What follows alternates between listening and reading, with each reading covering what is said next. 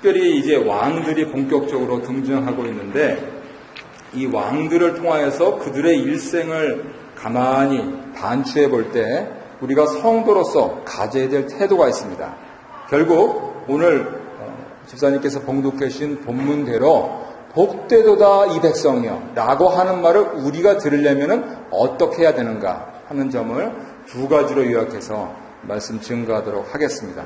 그 첫 번째는 지혜를 추구해야 된다 하는 내용이고 두 번째는 하나님을 추구해야 된다 하는 내용입니다.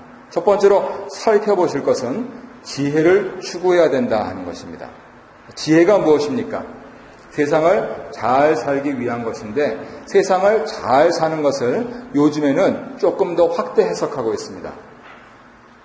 단지 우리가 먹고 마시고 살고 하는 것, 그것을 잘 살아야 되는 것은 기본이고 우리 크리스천들일수록 잘 죽는 것까지도. 그래서 웰비잉일 뿐만 아니고 웰다잉까지 생각하고 또 그 점에 대해서 도전하시는 것이 성경이다 라고 하는 것이 근래 학계입니다.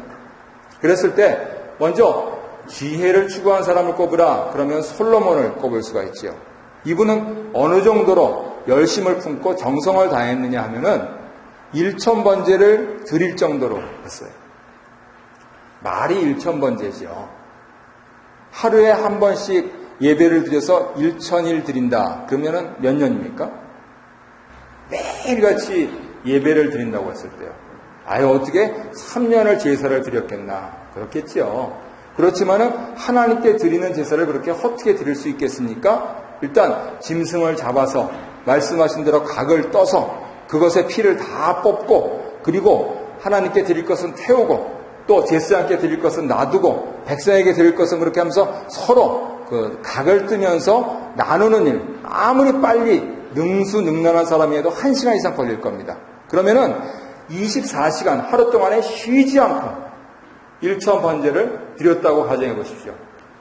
며칠 걸렸겠습니까?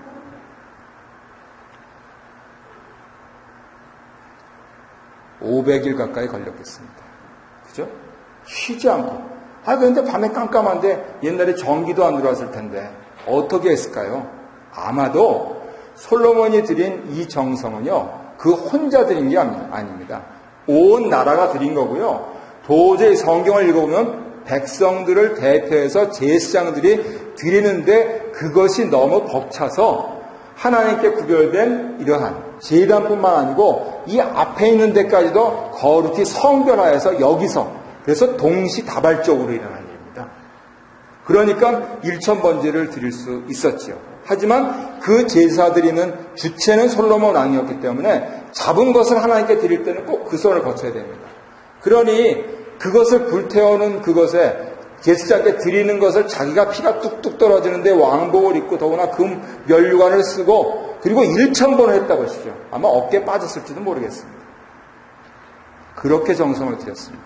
그랬더니 하나님께서 역대 1장을 보니까 뭐 주랴 이렇게 질문을 하셨던 것이죠. 그랬을 때 이분이 저는 어려서 이 백성들을 어떻게 효유할지 모르겠습니다. 그러니 하나님 지혜를 주십시오. 그러니까 하나님께서 옳았구나. 네가 너를 위해서 구하지 않고 그냥 익명의 남을 위해서 구하지도 않고 너에게 있는 우리 가장으로 하면 식솔이요, 대통령으로 하면 국민이요, 왕으로 하면 백성들 내가 직접 섬겨야 되는 그러한 사람들을 위해서 구하니 너에게 필요한 지혜뿐만 아니고 번영까지도 주겠다. 그리고 그 결과가 오늘 역대하 9장에 여실히 증명되고 있는 것입니다. 20년 동안 성전을 짓고 왕궁을 짓고요. 물론 백성들 거기서 많이 어려움을 겪었고요. 우리가 이번 주간에 묵상한 대로 또 거기서 반란도 일어났습니다. 그런데 솔로몬 당대 그러한 일어날 수 있는 부분들이 모두 예봉되면서 어떤 일들이 있었느냐 하면 저 멀리 스바의 여왕까지 이분이 1년 동안에 거둬들인 것이 금이 600이었는데 그 중에서 120, 5분의 1이 오기까지 한 사람이 한 나라의 국고 수입의 20%를 예물로 갖고 와서 온 이유는 한 가지. 그 왕의 지혜를 듣고 싶어서. 막상 하나님께서 위로부터 내려주신 그러한 지혜의 은총이 어떠했느냐 하면은 에휴 뭐 소문이겠지. 에휴 아무리 그래봤자 사람인걸.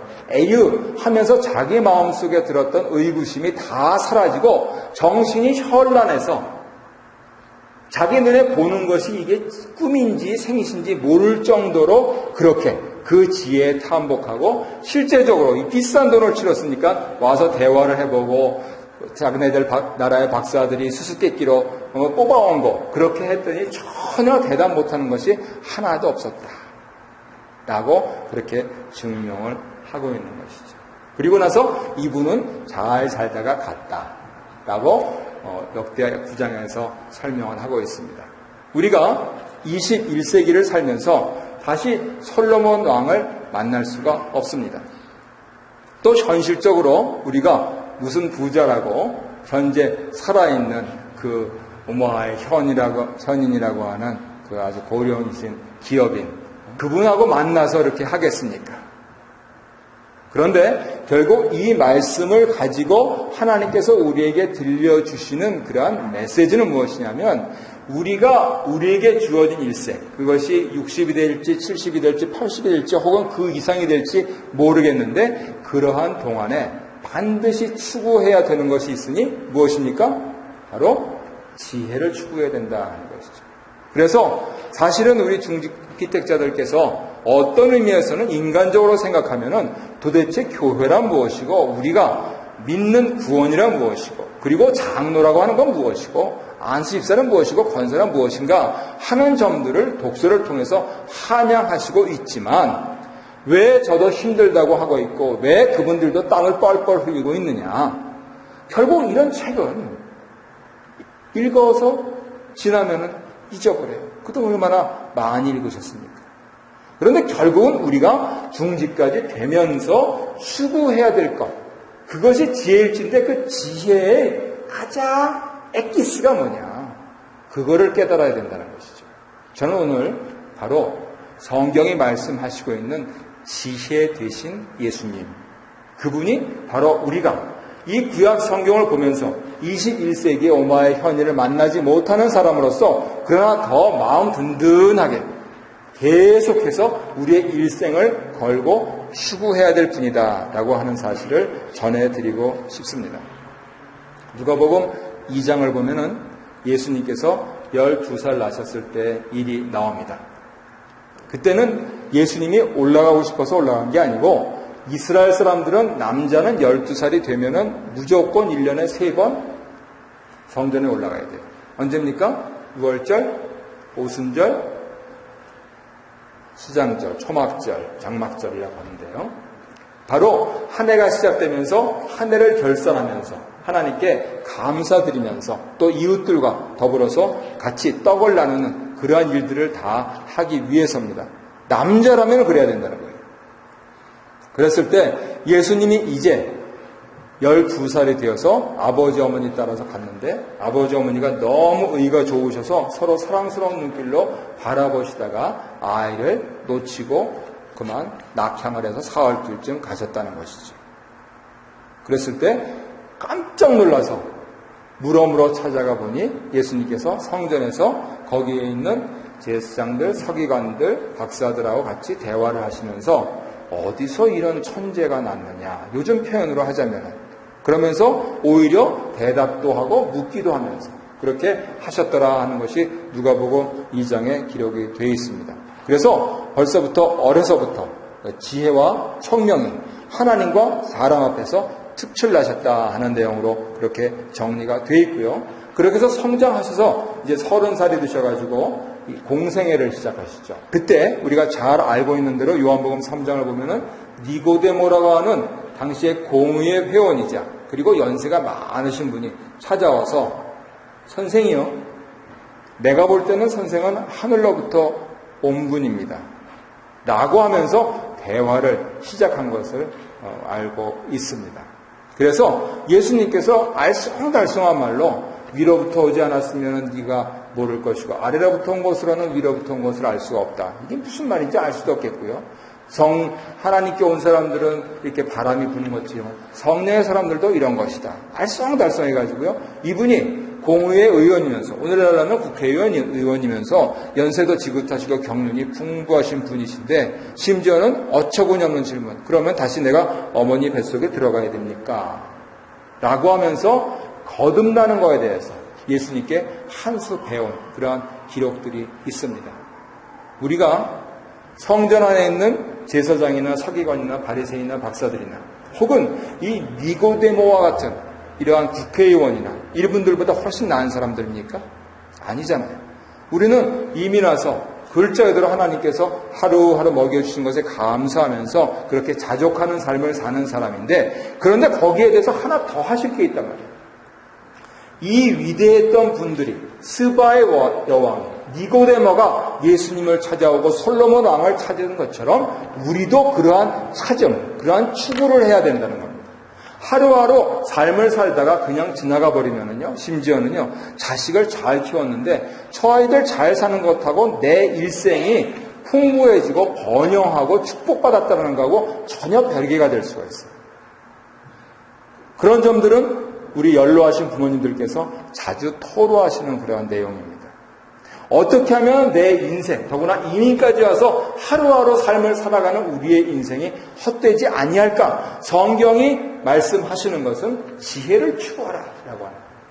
그리고 어떻게 지혜를 추구하느냐? 세상에 얼마나 지혜가 많은데, 그랬을 때 우리는 교인으로서 바로 지혜 대신 예수님을 추구해라, 이렇게 가르쳐주고 있는 것입니다. 더구나 오늘 말씀을 준비할 때 유대 사람들뿐만 아니고 요한복음 12장을 보니까 헬라 사람들까지 와서 예수님께서 이렇게 좀 어떤 분이신가 알고자 했던 그러한 내용들을 이렇게 다시 기억을 하게 되니까는요, 아하, 결국 진리는 승리하고 세상에서 진리는 하나밖에 없다라고 하는 그러한 결심을 더욱 굳게 했습니다.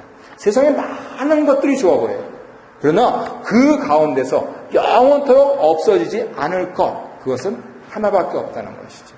그래서 제가 설교단에서 자주 강조해 드리듯이 내가 원치 않는 병에 걸려서 내 기억을 잃어버리고 또 사람들이 나를 귀찮아하게 생각하는 그러한 상태에 갈지라도 내가 반드시 기억해야 될 이름이 있으니 내 아내 이름도 아니요, 내 자식의 이름도 아니요, 바로 예수 이름이다.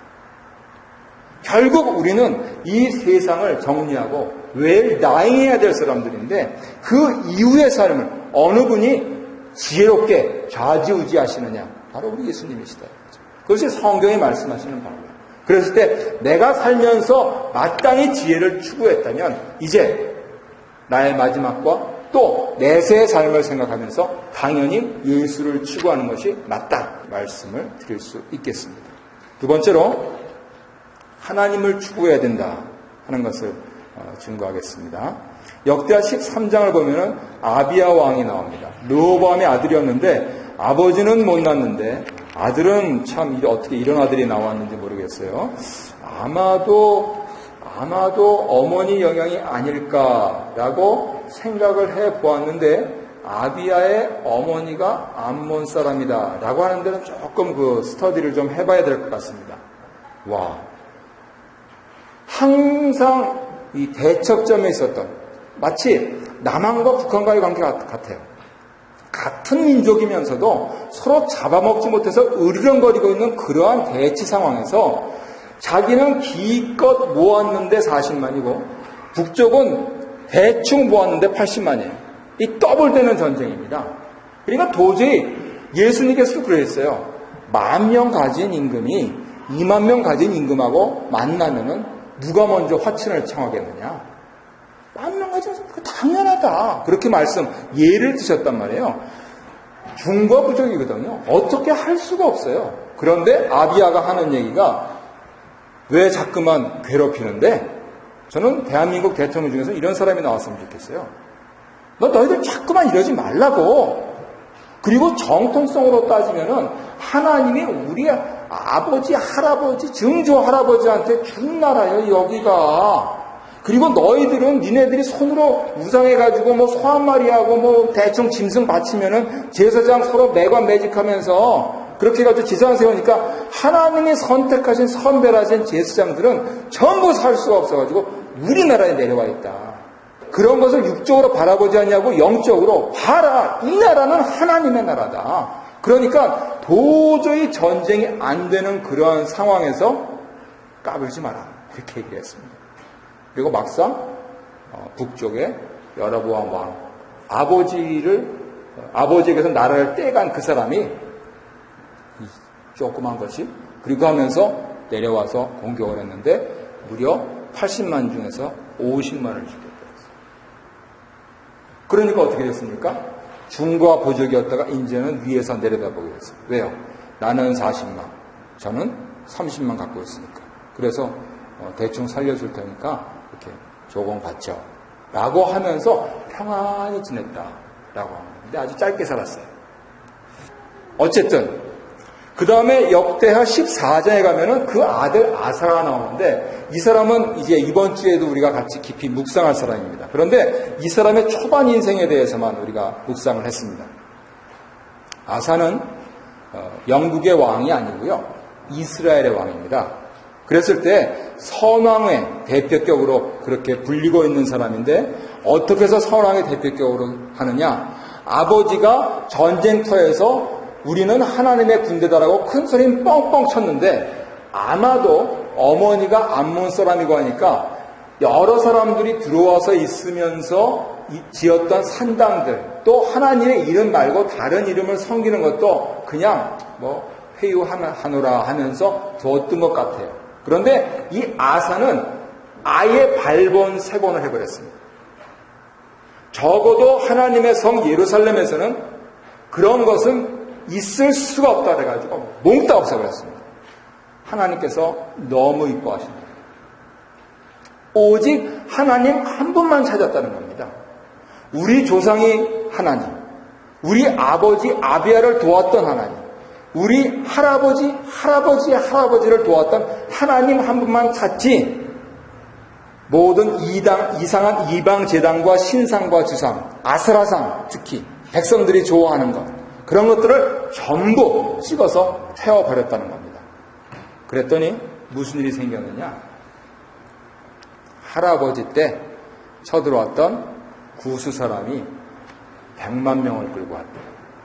그래서 학자들은 보통 옛날에 100만 명이 어딨냐 그러면서 공 하나 더 붙였겠지 그렇게 생각하시는데 저는 뭐 그렇게 생각은 안 하고요. 100만 명이면 100만 명이지 그러면 40만 명이면 40만 명이고 라고 해서 또다시 이제 40대 100만의 그러한 전쟁 속에서 이번에는 구스 사람 100만 명을 몽땅 죽였다고 합니다. 역대하 14장에 보면. 그리고 그 사람들은 금을 좋아하는 사람들이었어요. 그래가지고 목걸이도 하고 귀걸이도 하고 그 다음에 말까지도 그러한 장식을 했던 사람들인데 그 사람들을 다 죽였으니까 그 사람들이 갖고 있었던 것 전부 다. 그래서 결국은 아사 왕이라고 하는 분은 이 예루살렘에서 제거하면서 적국으로부터 보호받는 것을 넘어서 경제적인 축복까지도 받은 사람이에요. 하나님을 잘 믿으면 경제적인 축복까지도 받을 수 있다라고 하는 것을 눈으로 보여준 사람이에요. 아버지 아비야는 동족이었기 때문에 다 선멸하지는 않았는데 이제 이방 민족 하나님께서 관심 없어 하시는 사람들은 아사는 몽땅 처리할 만큼 결국은 이 두 왕의 인생을 통해서 우리에게 주시는 말씀은 하나님을 제대로 추구하기만 하면은 심지어 우리의 형제들 가운데서도 우리가 승리하게 하실 것이고 이방 민족 가운데서는 더더구나 말할 수 없이 그들을 대파하면서 대적할 자가 없게 하시겠다 하는 그러한 말씀이 되겠습니다. 다시 예수님으로 돌아와서 예수님의 제자 가운데 요한복음 1장을 보면은 빌립의 전도를 받은 나다나엘이 했던 말과 대화가 있습니다. 저기 예수님이란 분이 계셔야 누구신데 못 들었는데 나사렛에서 오신 분인데 끝내줘. 그러니까 나사렛에서 무슨 선한 게 나겠느냐. 그렇게 얘기하지 말고 와 보라. Come and see.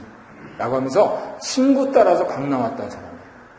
그런데 벌써 올 때부터 그러고 나니까 조금 이분이 뭐 겸손한 분 같으니까 거드름을 피우진 않았겠지만은 예수님께 나오면서 무슨 낯을 했었어.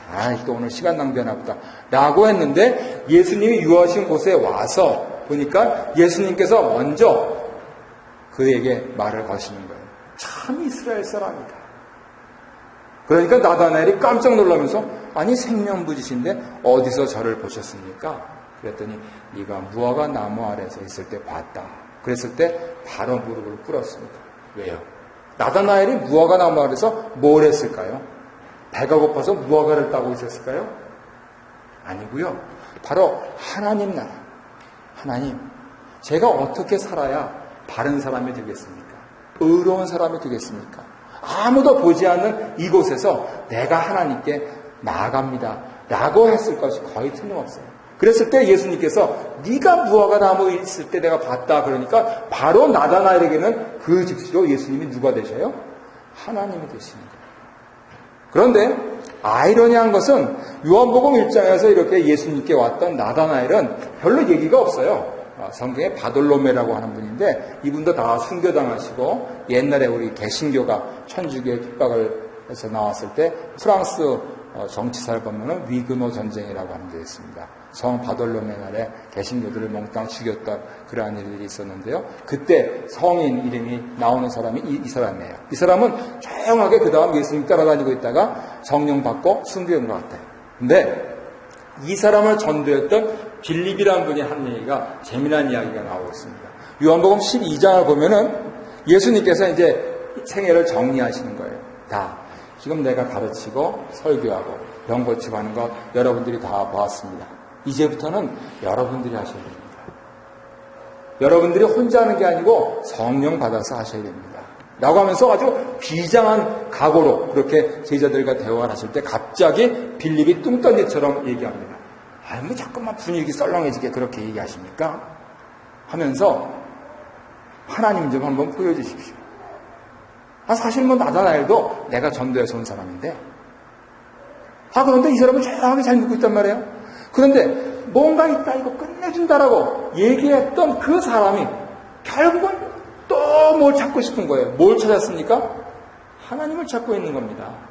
예수님은 드시고 마시시고 또 화장실 다녀오시고 그렇게 하니까 훌륭한 선생님은 같은데 결국은 우리가 왜 이렇게 모여있느냐 그랬더니 하나님을 찾는 거란 말입니다.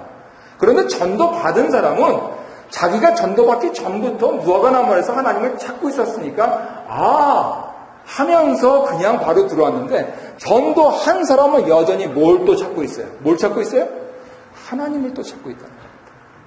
그랬을 때 성경의 요한복음을 통해서 우리에게 말씀해 주신 것 그것이 바로 이 아비야 왕과 아사 왕에 말씀하신 것에 다름 아닌 것이에요.